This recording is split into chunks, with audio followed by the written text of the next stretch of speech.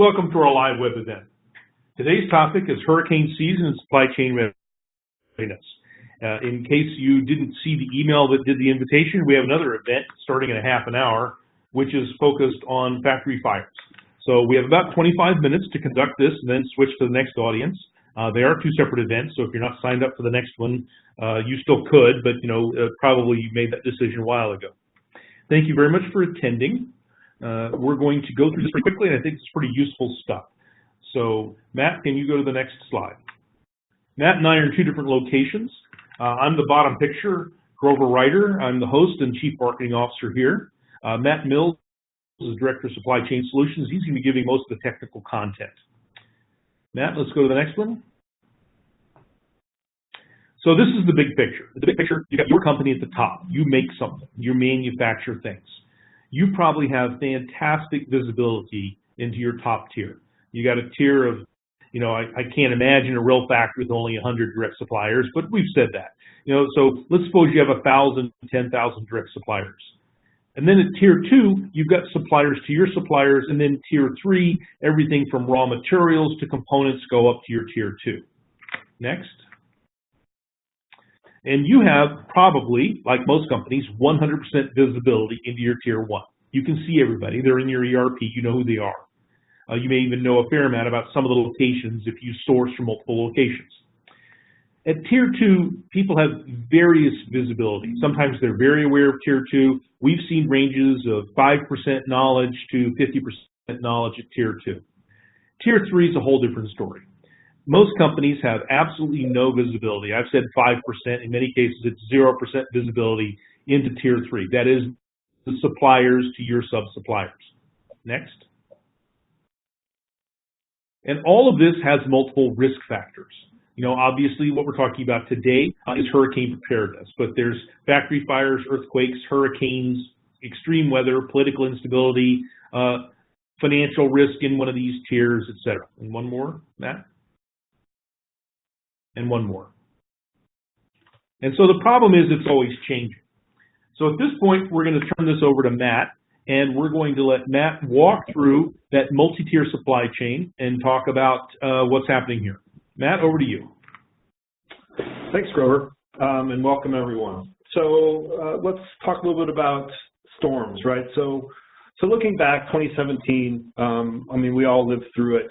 I'm sure some of us fared better than others, and it probably wouldn't surprise you to know that the three of the top 5 most impactful supply chain events last year were hurricanes, and even more interesting, they were all events that impacted the United States. In fact, the top 5 events overall were impacted in the United States, which is somewhat rare since we've been tracking events as part of our Event Watch service. Harvey, Irma, Maria. I think you've heard all of, the media's covered them fairly widely. A lot of the supply chain impacts have been very widely felt. And I think you'll notice on the right-hand side, our average site time to recover of these events in the United States is significant, right? So we'll talk about some of the numbers in a second, but the impacts, particularly of Maria in the life sciences industry, has been very far-reaching and is still going on to this day. So when we look at some of the numbers, the numbers, the losses are obviously huge. Hundreds of billions of dollars. I read yesterday when I was putting this together that we're 295 days from Maria, and there's still 5% of Puerto Rico without power. So even today, the impacts of the hurricanes from last year are even being felt well into 2018.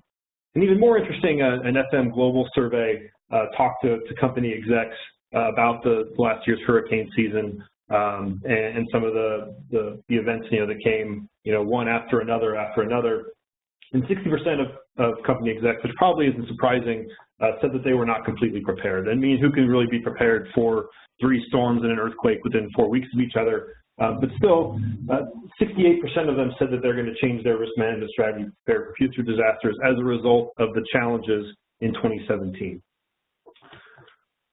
So I ask you all, you're obviously here today to learn a little bit more. So as you're going through this, kind of think about, how your preparations are going for this year. Just to kind of level set, this was last year's hurricane season. All of you can see a lot of them focused on in North America, but we don't want to ignore the typhoons and cyclones that impact the Asian region as well. And I think a couple of years ago we had Typhoon Haiyan, Typhoon Ophelia a few years ago that was pretty impactful to regions that were fairly involved in high-tech manufacturing as opposed to the major life sciences and industrial impacts we saw in the United States last year. So it can happen anywhere, and knowing where your sites are relative to these areas is really the first step to being able to weather the storm part of the time. So let's think about kind of what we learned, right? So a lot of procurement processes and even some risk management processes are very focused on your strategic or your critical suppliers. That is, those suppliers where you have a lot of spend, those parts that are particularly critical to the trade secrets behind your products. But I think one of the main things we learned from 2017 is just monitoring those strategic or critical suppliers isn't enough.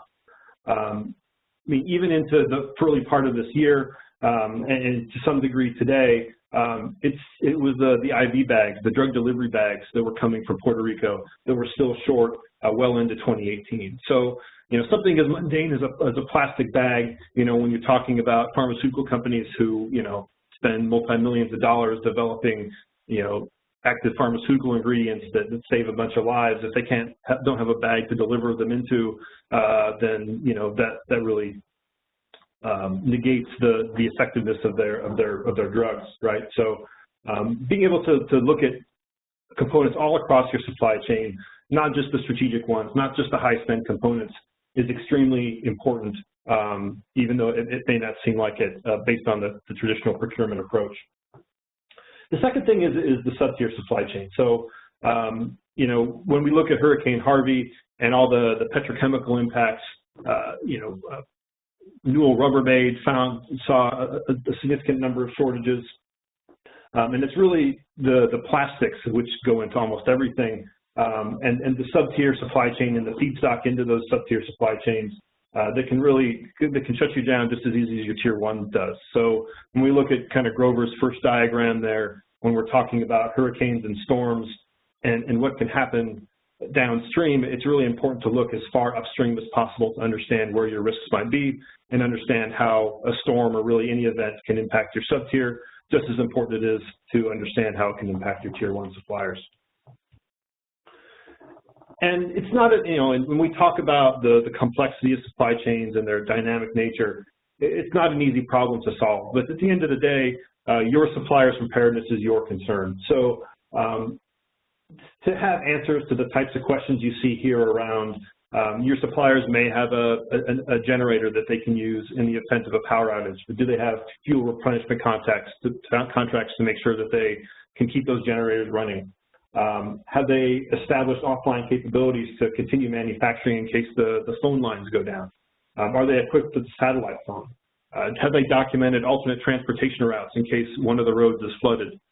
Do they have access to a contingent labor force in case their employees can't get to work? These are all concerns that every company needs to have about not only their own operations, but also their suppliers.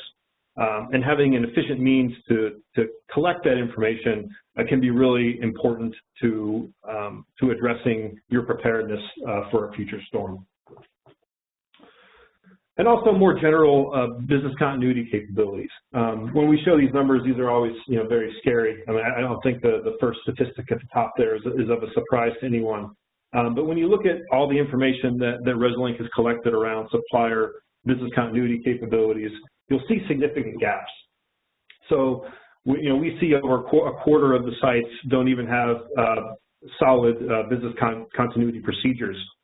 30% don't have an IT disaster recovery plan, to go to some of those questions on the prior slide.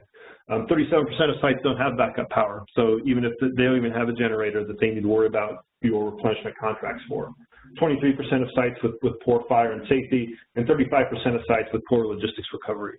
I mean, in fact, in my experience when I was running the supply chain risk program at EMC, one of the things that we really focused on was logistics, because a lot of companies don't really think beyond their four walls and try and understand what the alternate logistics redundancies that they need in order to withstand particularly the flooding or the roads being washed out as a result of the storm. And in fact, we saw that with Harvey when a lot of the interchanges were flooded. So even if a company was up and running inside that beltway, they were challenged to get goods in and out of the area. And so without having alternate transportation routes documented, they would have been challenged to keep up and running even if their factory was undamaged or lightly damaged. And so we have a business continuity module and capability, as well as a hurricane preparedness survey that kind of layers on top of that. And we can help you collect that information about your suppliers so that you can be more prepared in the future. And again, having the right information is critical. I mean, a lot of companies use inventory as the kind of the catch-all way to manage their risk. But we believe that you can really manage it with data as well. So if you look at two different suppliers, both of them in the same impact region, we've highlighted some of the high hurricane impact regions here on the map on the left here. But if you can look at two different suppliers and kind of a notional case study here, if one has a good hurricane preparedness plan, has tested their business continuity plan, have alternate sites and redundant sites outside of the impact areas to ship their procurement, and then another one doesn't have any of those things, both suppliers aren't created equal, right? So being able to understand the differences and work with supplier B ahead of time to help them put those things in place. And if they don't, being able to find mitigation strategies to deal with supplier B if they do go down is something that shouldn't be done when the storm hits. It's something that should be done well beforehand. And also within the solution, we have our what-if scenario planning tool. So when you're making these evaluations and trying to understand your exposure to different of these high-risk hurricane areas, you can actually run these on your own information to understand what your exposure is well before your impact. You can assess and save multiple scenarios and run exercises with actual data so you can prepare your teams in kind of a drill or an exercise to be ready for the next one, so that when that event occurs, like with anything, practice makes perfect. So being able to use actual data and evaluate scenarios and use that in your internal exercises can be really valuable, and the proactive data collection along with the solution that we provide can help you to do that. So how to be prepared? So this is kind of based on some of the best practices we've seen from a number of our clients. But the first is being able to predict potential impacts using intelligence. And the table there at the bottom is a little bit small. But if you look at how your sites compare to the regions that they interact with, as well as what their preparedness capability is, you can draw a lot of insights and analysis from that. So being able to look at what their capability is versus where they're located, as well as what their business continuity looks like, what your sourcing strategies look like, what your alternate site capabilities are. When a storm is coming, or even well advanced in a storm, if you look at all of your different exposures to different high and medium risk regions in particular, you can actually build recommended mitigations and playbooks well ahead of time so that when the storm hits, you can make the recommendations to your leadership to make changes like pulling forward purchasing, putting second sources into effect, level loading with alternate sites to make sure that you have supply coming in well in advance of the storm, or relocating inventory out of these areas well in advance of the storm so that you're prepared when the storm actually hits.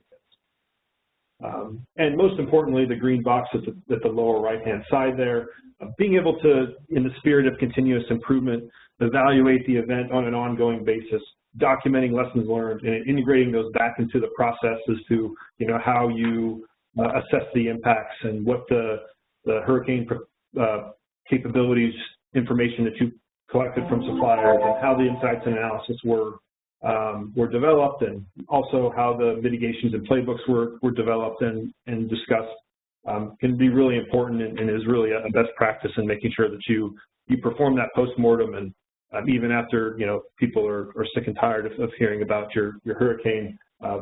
Continuous improvement is always the key.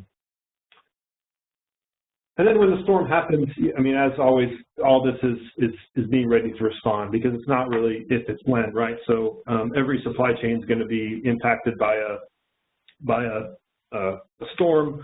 Getting ahead of it is really important, but once the storm occurs, be ready to ask some of these questions on the left-hand side here. Where are your upstream and downstream dependencies? Where are your single source components coming from?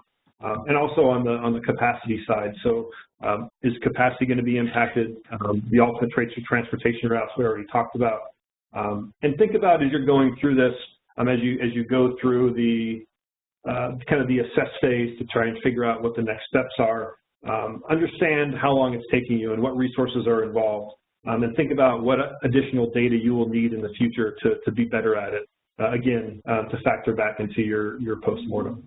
Coordinating the key teams to respond to the event, and then executing whatever actions you deem necessary. So shipping supply to the regions, using alternate transportation routes, assessing inventories and taking advantage of those inventories and being the first to assess those inventories, especially if they're third parties. Working with your freight forwarders to make sure that they have recovery plans and mitigation plans, and then also proactively contacting your customers and your insurers to tell them what you're doing.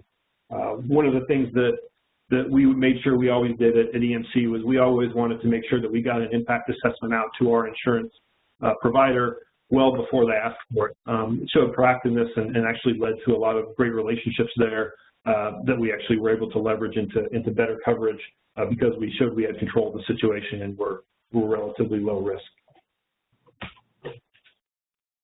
So what to expect? So after the storm hits, these are some of the things that, if you've never been through this before, or things are going on in the background that maybe you don't know about, just something to think about as you plan your playbooks and your preparation strategies for this year. So always assume your competitors are doing what you're not. So assume that they're already calling suppliers, grabbing their inventory and capacity. The goal should be obviously to make sure that you're first to get to those things. And you're not just competing with your own competitors. So you're competing with other companies who are using the same, trucks and ships and roads that you are, as well as, some of the, a lot of the high-tech companies, for instance, they cross over into multiple different segments. So you're also competing with companies, across different customer segments to make sure that they have that capacity as well. Always assume suppliers are definitely impacted and respond, making sure that they are actually doing so.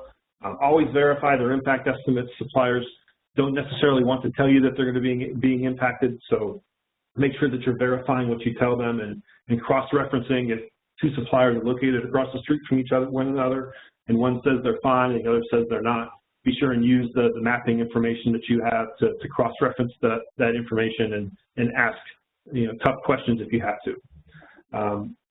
Again, be the one that provides the information before you're asked for the information.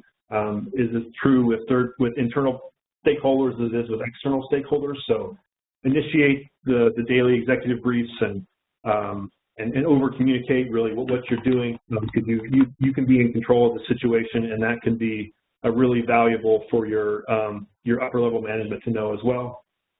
Notify your customers proactively. We talked about that a little bit already with your insurers as well. Pay attention to the sub-tiers. I think we talked a little bit about that in the lessons learned from 2017.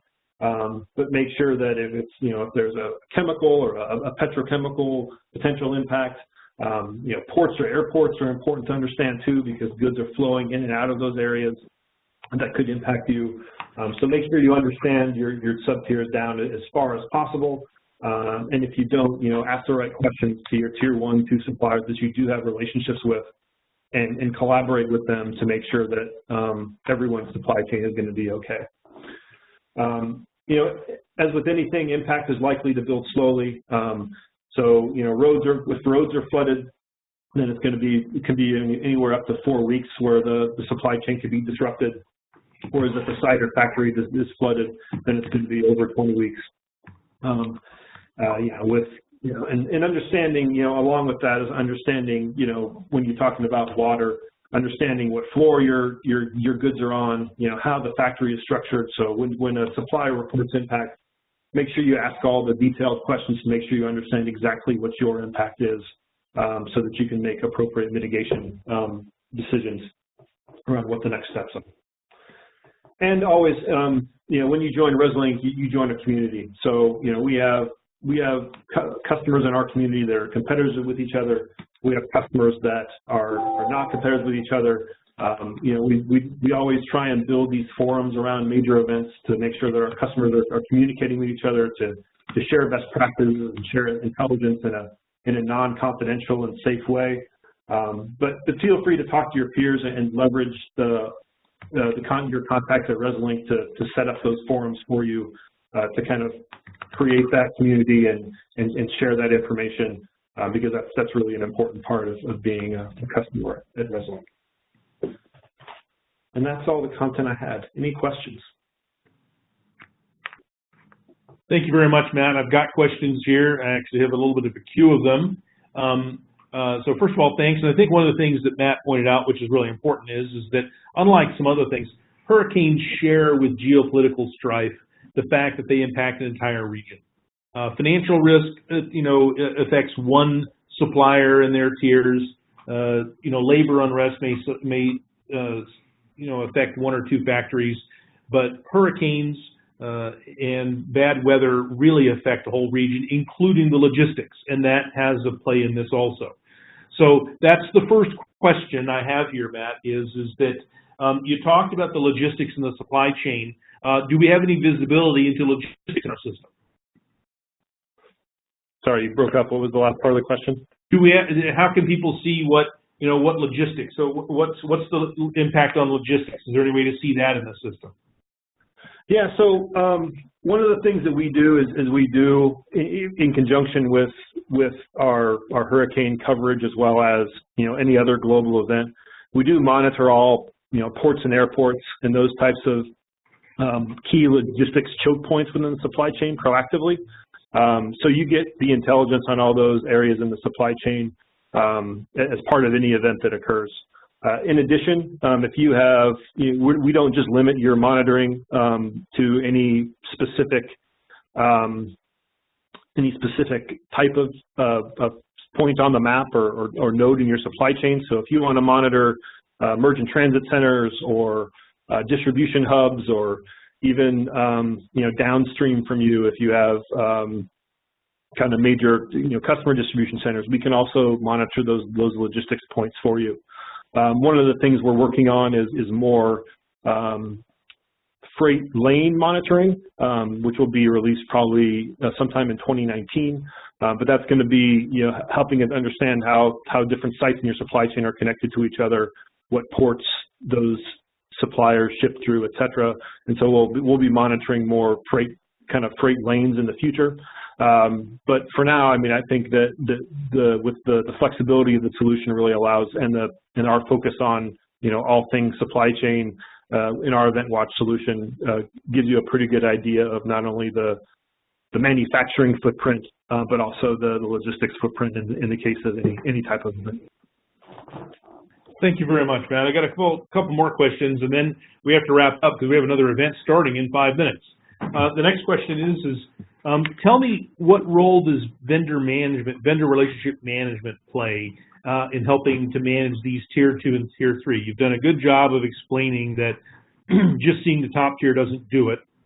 But what's the role for vendor management, vendor relationship? Do you prioritize this by spend, by supplier importance, impact? How do you, as a professional, tend to prioritize? Our recommendation is really that you prioritize based on your product criticality. And for most companies, that means your revenue impact or your margin impact. So understanding which suppliers are critical are the critical path for your key products. I mean, other companies look at product criticality. When you look at pharmaceutical companies, a lot of them prioritize based on which of their products are life-saving products. So however you define product criticality, but kind of getting away from spend and understanding how your supply chain network relates to the products that are critical to your customers, I think is the first step. And then as far as supplier relationship management goes, once you understand where those critical paths are and the suppliers in those critical paths, I think supplier relationship management is super important for understanding your tier 2 and tier 3 suppliers. So if you're on this call, you obviously care about supply chain risk, and you should make sure that your tier 1, your tier 2 suppliers that you have relationships with care about supply chain risk as much as you do. That they're buying technology solutions to help monitor their risk. They're putting the same expectations on their suppliers that you are putting on them as far as having best practices and having a business continuity plans and those types of things. So it really should all cascade down through the supply chain, because the last thing you want is for you to be, exercising your supplier awfully hard, and they're just checking the box and making sure that you're happy, but none of the philosophical benefits of having a sound supply chain risk management program is filtering down to their suppliers, which you are also dependent on. So I think the key is setting those expectations with your suppliers you have relationships with for your critical path suppliers is really super important. Thank you very much, Matt. And we're going to end this now because, like I said before, we have another event starting in 4 minutes at this point.